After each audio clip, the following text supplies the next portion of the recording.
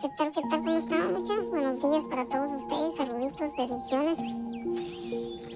Bueno, aquí tengo estos audífonos. Son unos audífonos muy bonitos, muy hermosos. Estos audífonos, pues, los vamos a decorar con mi nombre ahorita. Vamos a ponerles mi nombre con pintura acrílica. Así que espero que les guste mucho y no deslicen este video sin antes darle ese corazoncito me gusta mucho, apoyando el arte guatemalteco.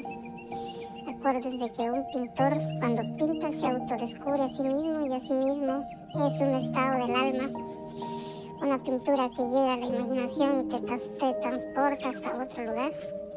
Así de que no te vayas sin antes compartir, darle me gusta y así nos estás apoyando en nuestro arte, en nuestro talento. Así que saluditos mucha. Ahorita van a ver cómo va a quedar esto.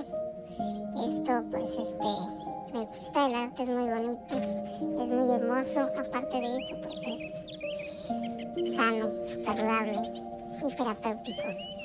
Saludos mucha.